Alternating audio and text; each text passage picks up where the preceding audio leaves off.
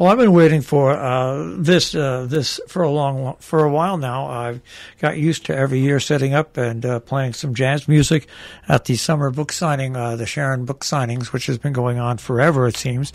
And I missed it. Well, the Sharon area is back again, and this is an event that really is an event that really does indicate that summer's coming to an end and we're heading to fall. It's the Hotchkiss Library in Sharon, their 24th book signing, 24th annual summer book signing. With us, we have the executive director of the library, Gretchen Hutmeister, and also the development and events coordinator, Holly Nelson. Gretchen and Holly, welcome, and thanks for joining us. Thank you so much. Nice to be here. You know, I don't know when this event first started if anybody thought how big of an event it would become, how quickly it would become an event that's big not only to people in Sharon, but an event that the people in the whole area have realized. But this has become an event that people really love to go to, support, and they stay from the moment the gates open till the moment it closes. Yeah, I think when it began 24 years ago, it really was intended to highlight local authors. I've seen an invitation from that first year, and I think there were 5 or 6 authors at tables outside the library. And it has just ballooned since then. So it's really exciting.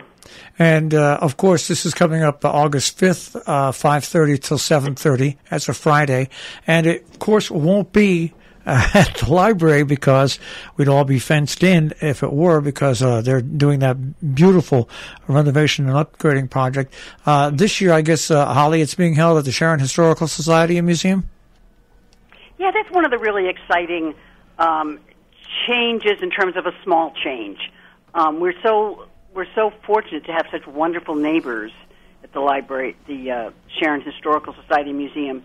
And when as your listeners well know, our renovation plan has been going on for a while, and a restoration plan. And so as we're trying to figure out the best place to stage it, we realized that, of course, right next door is this nice open space. It's all in the neighborhood amidst the grand buildings and still under the big white tent. So we're very appreciative of the Historical Society. They're really well set up for these kind of events, and we're really pleased that people won't have to go anything other than a few steps further south to come to where they've always joined us for the book signing in years past.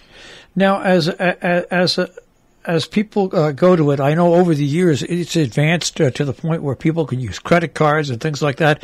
Is it basically going to be set up the same way at the Historical Society, where credit cards, where people come in, they pay their admission to get in, and then everything just flows from there? Sure. We're trying to gradually increase the kind of friendly technology that'll help us make it move smoother and easier, so that everybody can focus on the cool authors and all their interesting, all the interesting books and friends they get to see there, and not have to worry too much about the process. This year, we've another change for this year is that we've allowed we set it up so that people can now buy tickets on our website. www, as you know, HotchkissLibraryofSharon.org, and there's a click-through right from the very first thing you see that'll take you to the book signing page, and from there we've got the authors listed and a little bit about their books, and there's also a click-through that you can right from there pre-purchase a ticket, as many as you want with a credit card. You can also make reservations for our author dinners. We'll just add those fill up very quickly. But additionally, people can also, we send out, of course, hundreds of invitations as well. So you can, if you'd rather pay by check or with a credit card via the mail, many people will have gotten them in the mail, or else they're also available for pickup at the library. So people will send those back as well. Once you're there, we encourage people to purchase tickets ahead of time, but they don't have to. If they want to walk in, they can. And from there, there'll be a nice little credit card operation to take your admittance, although you can also pay by check and even occasionally by cash. Same thing with purchasing. Purchasing will be inside, a couple of lines for credit cards, and also a line for checks or cash. All right, before we get on to talking about all the authors, this always sells out early. That's why I want to mention it now. Are you having the authors dinner get-togethers where people can do that as well this year? We are having 4 of them this year, and I think because of all the uncertainty, they're a little bit smaller than many years, with the idea that if depending on what happens in the biome or with COVID, we wanted to make sure that the host had the flexibility to either have something outside or inside. So this year we are having 4 different events that are really very interesting. There's information on the website. Some of them still have a little bit of space where you can purchase your tickets on the website, but it's with Anne Leary, who's a novelist, and Liza Donnelly, who's a cartoonist, Paige Dickey, who's a wonderful gardener and has written a book about I'm sure Gretchen will talk about that, about resettling in our area, and also Rob Sedgwick, who's got a very cool memoir called Bob Goes to Jail. So some of that, there's still some spaces available, but probably not for long. Okay, Hotchkiss Library of Sharon.org if you want more information. Now let's go to the authors themselves. I mean, over the years, I know it started out with a lot of local authors, and still, we've been very lucky out here. Local authors are actually national authors as well. But you have an amazing mix, I think probably one of the best mixes of local, regional, national, and international authors for a book signing that I've seen just about anywhere. Oh, thanks, Marshall. It is a really fun mix this year, and we do have, I'd say, probably a few more locally based people than we have had the last few times we've had the book signing, simply because we wanted to give them a chance to highlight their books, many of which came out during the pandemic and didn't get a lot of attention, and there's some great, great work. So let me just first tell you, we have 4 things to choose from in our fiction category. We have a first novel written by Daphne Andreadis about immigrant families in Queens. We have 2 historical novels, one about Coco Chanel at the end of the war in France, who was actually put on trial for treason, and Gioia Di Liberto, the author, imagines what that must have been like. And we have a historical novel by the best-selling writer Anne Leary, who's been with us a couple of times before, and she has a new novel called The Foundling, which has received a lot of national attention and is based actually on one of her ancestors, story of her life. We're very excited to welcome Michael Fovala Goldman. I think this might be the first time we're featuring a translator at the event. He is sort of single-handedly responsible for rediscovering a really wonderful Danish writer from, she was born shortly before World War II and wrote until the 70s in Copenhagen, and her name was Tove Ditlevsen. And she's beloved in Denmark and sort of not very well known in this country. And he sort of, by accident, while traveling in Denmark at an airport, picked up a little slim volume of her work. He's married to a Dane and obviously speaks Danish fluently now. And he fell in love with this book and found out that it hadn't been published in this country, or portions hadn't been. So he repackaged it together with these other 2 autobiographical pieces that she wrote, and wrote the Copenhagen, or translated rather, the Copenhagen Trilogy, which the New York Times named one of its 10 best books in 2021. It's been a big, big success, a word-of-mouth kind of book. We have multiple copies at the library, and they're constantly out. And he's now translated a collection of her short stories for the first time in English called The Trouble with Happiness, and he will be with us. The local writers that we talked about, we have Sharon resident Peter Lefferts, who's a well-known artist, who's published his first novel called What the Kek Saw, which is an animal fable. We have a first poetry collection by Sharon native Martha Bowl Redioff. She grew up in the Ellsworth section of Sharon and now lives in the New Milford area. We have a cookbook by Sharon resident Jessie Sheehan, Snackable Bakes.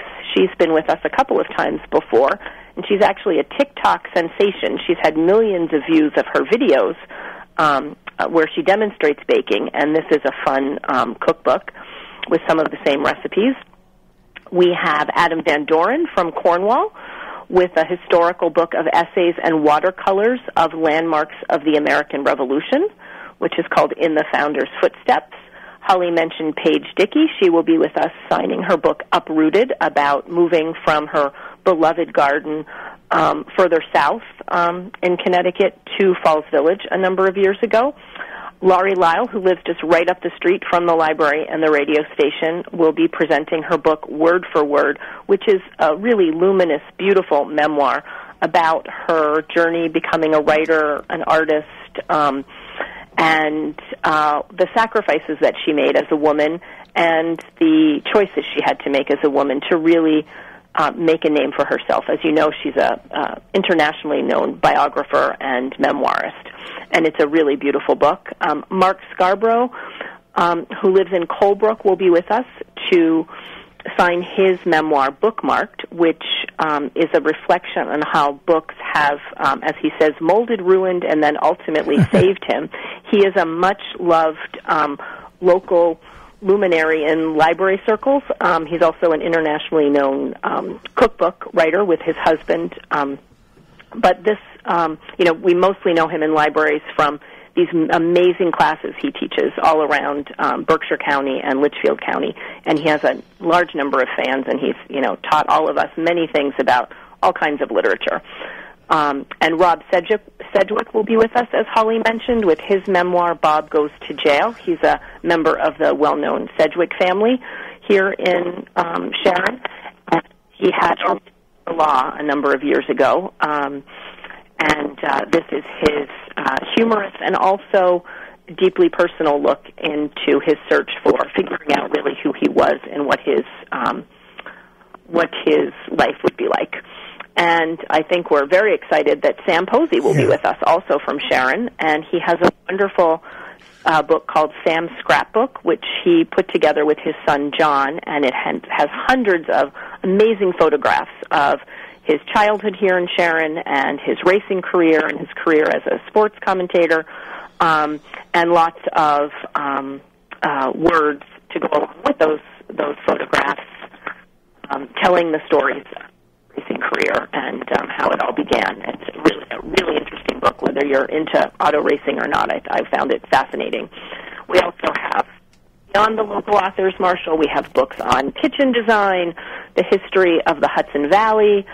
We're really excited. We have 2 books by well-known cartoonists and illustrators. Liza Donnelly will be joining us. She is a well-known cartoonist from The New Yorker, and she has a book called Very Funny Ladies, which is a history of the women cartoonists at the very important New Yorker magazine. It includes, I think, over 70 cartoons. It's a lot of fun and very interesting, and she interviewed a lot of the cartoonists as well.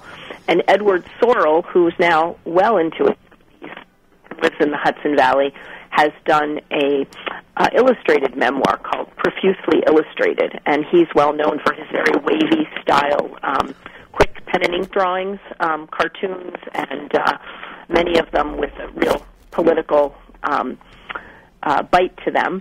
And he's been around for years, and it's a really interesting book about his, and the political have really collided in his work.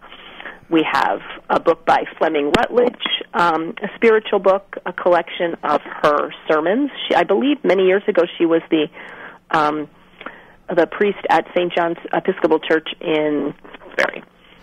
You have such a wide variety of authors there. Now, for the tickets, you guys still put on. I always said that for the ticket price to go to this as fundraiser for the library, you can't get a 4-course dinner for as much good food and drinks that you get at this event. Well, we'll have beer and wine this year, and soft drinks, as well as wonderful hors d'oeuvres provided by J.P. Giffords. So, served by the Sharon graders that always help us out. All right, and Holly, let's go over the ticket prices in advance so people know what the ticket prices are to help with this event. Sure, it is the same. The prices remain the same as the last one we did, which was in 2019, and so it's $40 for admission, and the author dinners are $175 a person. And those dinners are held right after the event. The event this year runs from 5:30 to 7:30, a touch earlier than previous years. And the author dinners start right at the end of the evening.